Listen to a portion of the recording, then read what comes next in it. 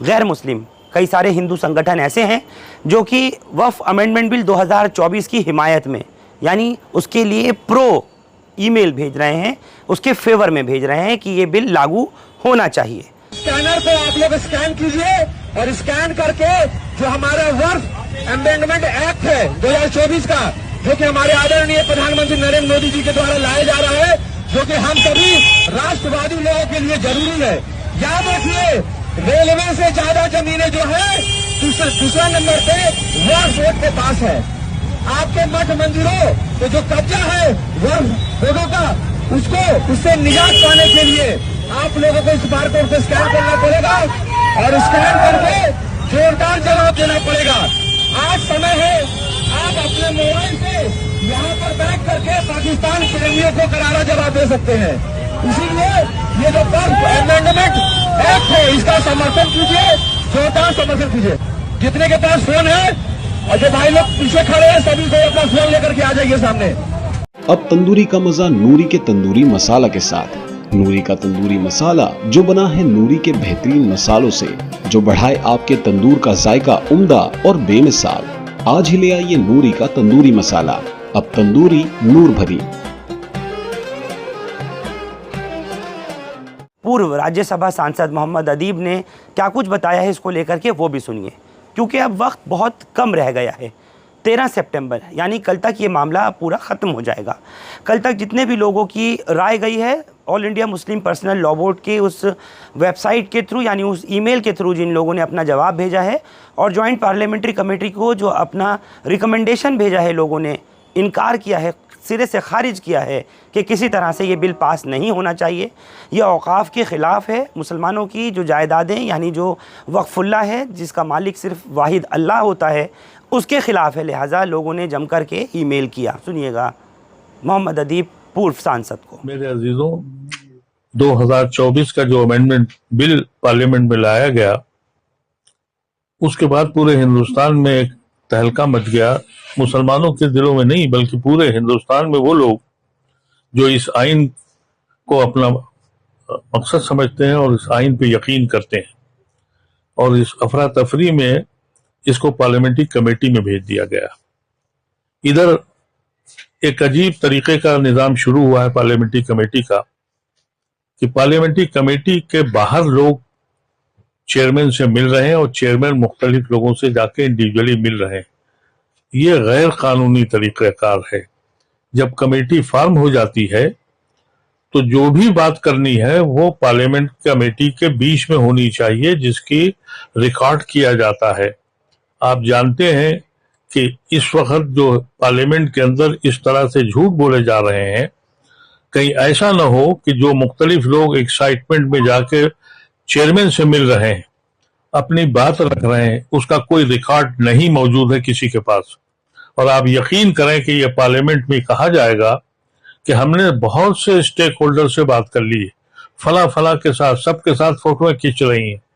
मैं गुजारिश करना चाहता हूं उन सारे लोगों से जो इस मसले को समझने की कोशिश कर रहे हैं, कि आपको जो भी कहना है राइटिंग में भेजिए या पार्लियामेंट्री कमेटी के अंदर रखिए, और कतन किसी कीमत पर भी चेयरमैन से या उनके मेंबरों से मत मिले, इसलिए कि ये पार्लियामेंट में ये कहा जा सकता है। आपको पता है जब ये बिल लाया गया था, उस वक्त मिनिस्टर रज्जू ने यह कहा था कि हमने मुसलमानों से अक्रॉस मुस्लिम से बातचीत कर ली है, उसका कोई रिकॉर्ड नहीं है। लेकिन आप तो मिलने जा रहे हैं, अपनी फोटो उनके साथ खिंचवा रहे हैं। यकीनी तौर पे आप मुखालफत में जा रहे हैं कि यह बिल वापस होना चाहिए, आपकी ख्वाहिश है और आप चाहते भी हैं, लेकिन इसका रिकॉर्ड क्या है? मैंने इसी मसले पर जगदम्बा पाल साहब को एक खत भी लिखा है कि आप गैर कानूनी काम कर रहे हैं। ये पार्लियामेंट्री कमेटी के प्रोसेस से बिल्कुल अलग है, ये वहां के रवायात के खिलाफ है। अपनों की यादें खुशबू की तरह होती हैं, चाहे कितने भी खिड़की दरवाजे बंद कर लो, हवा के झोंके के साथ अंदर आ ही जाती हैं। अब हवा चले ना चले, हमारे इत्र के साथ बनाई यादें हमेशा आपके साथ रहेंगी। जमजम परफ्यूम्स, हजरत निजामुद्दीन से निकली खुशबू जो पिछले 30 साल से आपकी यादों का हिस्सा है। और उनको भी कहा है कि आप जिसको भी आपको बात करनी है कमेटी में बुलाइए, उनकी उनके उनके जो भी बयानात है वो रिकॉर्डेड होंगे, वो डॉक्यूमेंट बनेगा, और फिर इनके लिए मुश्किल होगा कि पार्लियामेंट में ये कह सकें कि अतलाफ मुख्तलिफ सेक्शंस ऑफ सोसाइटी मुसलमानों की हमें सपोर्ट कर रही थी, हमारे घर आए थे, हमें सपोर्ट की इजाजत दे गए। तो इसलिए एहतियात करिए, इस वीडियो को ज्यादा से ज्यादा लोगों तक पहुंचाइए, और जितने भी समझदार लोग हैं उनको बताइए कि आपकी जो भी ग्रीवेंसेस हैं वो राइटिंग में भेज दीजिए, और अगर वो चाहते हैं तो आप उस कमेटी में शिरकत करिए, क्योंकि आपको अंदाजा है कि कमेटी में बुलाया किसको जा रहा है। उन लोगों को बुलाया जा रहा है जो गाजिब है, हमारी जमीनें जिन्होंने छीनी है। ASI को बुलाया गया है जो जिसने 80% जमीनें हमारी कब्जा कर ली। रेलवे को बुलाया गया, ट्रांसपोर्ट मिनिस्ट्री को बुलाया गया। इन मिनिस्ट्रियों से जिन्होंने औकाफ की जमीनों पर कब्जा किया है वो आके कह रही है कि बिल्कुल ठीक है। तो इनके जाल में मत आइएगा। आप इस बात को समझने की कोशिश करें। जो लोग सियासी हैं वो समझ सकते हैं, लेकिन जो लोग बेचारे मासूम सियासत को नहीं समझते हैं, उनको इसका अंदाजा नहीं है कि आपके मिलने के, आपके खुलूस को वहां किस अंदाज से पेश किया जाएगा। आपको मालूम है कि हर दूसरे दिन जब भी सेशन होता है एक नया झूठ बोला जाता है। आपको मालूम है 370 जब इन्होंने हटाया था तो ये कह दिया कि शेख अब्दुल्ला जो है वो आए नहीं, जबकि उनको जेल में बंद रखा था। इस तरह के झूठ इन्होंने अभी इस बिल लाने के वक्त भी किया कि हमने सबसे बातचीत कर ली है। तो ये मौका उनको मत दीजिए खुदारा, और इस बात को सब जगह पहुंचाइए कि हम जो भी बात करेंगे कमेटी के बीच में करेंगे, वो उसका रिकॉर्ड होगा, और उस रिकॉर्ड के बुनियाद पर ये पार्लियामेंट में जब रिपोर्ट रखेंगे तो उन्हें मालूम होगा कि किसने मुखालफत की है और किसने हिमायत की है। तो लिल्लाह इनसे अलग मिलने की कोशिश मत करिए। जगदम्बा पाल साहब हमेशा से पहले दिन से ये कोशिश कर रहे हैं कि इंडिविजुअल लोगों से मिलकर, जिसका कोई रिकॉर्ड ना हो, जिसको ये साबित कर सकें कि मैंने हिंदुस्तान के हर शोबे में और हर शख्स से और हर जमात से और हर दानिश्वर से बात कर ली है। तो इस देश का ध्यान रखिए, इस वीडियो को सब तक पहुंचाइए, लोगों को बावर कर समझाइए और बावर कीजिए कि आप अपनी कंप्लेंट्स, अपनी शिकायत राइटिंग में पार्लियामेंट्री कमेटी को भेज दें, और जो भी कहना है रिक्वेस्ट करें कि आपको उसमें बुलाया जाए। अगर टाइम बढ़ाना है तो टाइम बढ़ाएं, लेकिन सबको सुने। ये शर्त नहीं है कि आप 2 महीने के अंदर इस कमेटी की रिपोर्ट बना दें। इससे पहले जो 2013 का अमेंडमेंट हुआ था, 6.5 महीने लगे थे सारे स्टेक होल्डर से बात करने के लिए, और इस बार तो 100 से ज्यादा अमेंडमेंट किए हैं। ये हमें तो 6 महीने नहीं 1 साल लगेगा अगर ईमानदारी से किया जाए। तो इसमें जल्दबाजी मत करिएगा, इंतजार कीजिए और अपना क्लेम करिए कि हमें कमेटी के अंदर बुलाया जाए। इसी सिलसिले में दरगाह हज़रत ख्वाजा मोइनुद्दीन चिश्ती अजमेरी रहमतुल्लाह अलैह की बारगाह से भी आवाज़ उठी है। वहाँ से अंजुमन सैयद ज़ादगान के सैयद सरवर चिश्ती ने क्या कुछ कहा है, मैं चाहता हूँ कि एक मरतबा आप उनकी बात को भी ज़रूर सुनिए, क्योंकि अब वक्त जैसे मैंने कहा बहुत कम रह चुका है, और 13 तारीख को आखिरी टाइम है। जितने भी ईमेल जाएंगी वो सब इंक्लूड होंगी, काउंट हो जाएंगी, और उसके बाद फिर ईमेल का सिलसिला थम जाएगा, रुक जाएगा। JPC के यानी जॉइंट पार्लियामेंट्री कमेटी के आगे सब कुछ पेश किया जाएगा। अब तक करोड़ के आसपास मुसलमानों ने अपना विरोध दर्ज कराया है ईमेल के ज़रिए, जो नहीं चाहते कि किसी भी तरीके से वक्फ अमेंडमेंट बिल 2024 लागू किया जाए। एक बार सुनिए अजमेर दरगाह से सैयद सरवर चिश्ती को। अफसोस की बात है और हैरत की बात है, इज्जत हमारी तार तार हुई है, घर बुलडोज हो रहे हैं, मॉब लिंचिंग हो रही है, मस्जिद शहीद की जा रही है, मदारिस शहीद किए जा रहे हैं, दरगाहें शहीद की जा रही हैं, खानकाहें शहीद की जा रही हैं। ये वक्फ अमेंडमेंट बिल 2024 आया, जगह जगह से आवाजें उठा रही हैं कि ये जो QR कोड दिया है इसको आप पंच करें, अपना स्कैन करके डालें, इसको रिजेक्ट करें। क्यों सो गए? देखो क्यों सो रहे हो मियां, रोड पे तो आना ही पड़ेगा। एक तो वैसे ही तुम लोगों ने बहुत देर कर दी है, बर्दाश्त कर करके जुल्म और ज्यादती सहते हुए। जालिम से बड़ा गुनाहगार वो है जो जुल्म बर्दाश्त करता है। एक डेमोक्रेटिक कंट्री में रहते हो, अपने डेमोक्रेटिक राइट्स का तो इस्तेमाल करो। आप क्यों नहीं कर रहे? एक बात और कहना चाहता हूं मैं आज अपने दिल की, जो मैं कई बार कह चुका हूं, किसी को तो अपना लीडर तस्लीम करो मियां। मैं तो असदुद्दीन अवैसी साहब को देख रहा हूं कि बांगे दौल वो आवाज उठाते हैं, कस के आवाजें उठाते हैं, तोक़ीर रजा खान साहब उठाते हैं, आपके सज्जाद नौमानी साहब उठाते हैं, और भी दीगर हजरात उठाते होंगे। मेरे को अभी इस वक्त उनका नाम ज़हन में नहीं आ रहा है, तो इसलिए मैं माजरत चाहता हूं।